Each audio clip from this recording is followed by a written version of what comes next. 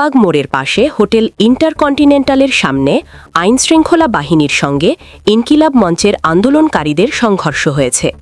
এ সময় তাদের ছত্রভঙ্গ করতে লাঠিচার্জ ও টিয়ার শেল নিক্ষেপ করেছে পুলিশ। এতে ইনকিলাব মঞ্চের সদস্য সচিব আবদুল্লাহ আল জাবের সহ ৩০ জনেরও বেশি আন্দোলনকারী আহত হয়েছেন।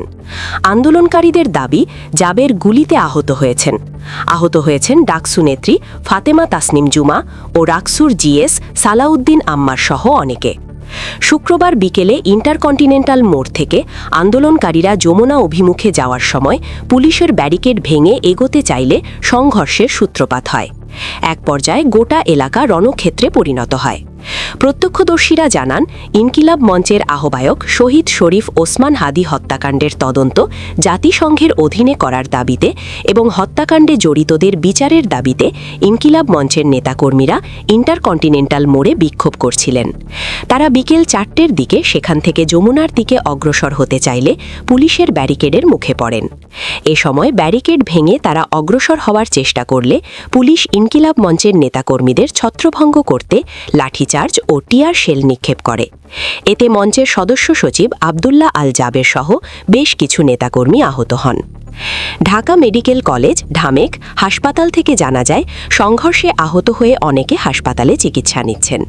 যারা চিকিৎসা নিচ্ছেন তারা হলেন ইনকিলাব মঞ্চের সদস্য সচিব আবদুল্লাহ আল জাবের, ডাকসুর নেত্রী ফাতেমা তাসনিম ঝুমা, রাকসুর নেতা সালাউদ্দিন আম্মার, মনির, ফয়সান, জয়, জুলকার, মোশাররফ, নিলয়, অনিক, উমর, রাহাত, রাসেল, আহাদ, মাহিন, আজাদ, শামীম, সোহেল, শাওন, জাবেদ ও শামীম।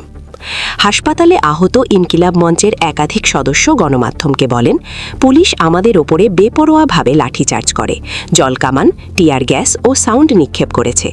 এতে ইনকিলাব মঞ্চের সদস্য সচিব জাবের সহ আন্দোলনকারীরা আহত হয়েছেন। পাশাপাশি জাবেরের পায়ে গুলি লাগে। ঢামেক হাসপাতাল পুলিশ ক্যাম্পের ইনচার্জ ইন্সপেক্টর ফারুক গণমাধ্যমকে বলেন, ইনকিলাব মঞ্চের অনেক নেতাকর্মী আহত হয়ে হাসপাতালে চিকিৎসা নিচ্ছেন। আহতের সংখ্যা আনুমানিক ৩০ থেকে ৩৫ জন হতে পারে। এই সংখ্যা আরও বাড়তেও পারে। তবে চিকিৎসকরা জানিয়েছেন, এদের মধ্যে কেউ গুরুতর আহত নন। কী ধরনের আহত সে বিষয়গুলো চিকিৎসকরা পরে জানাবেন।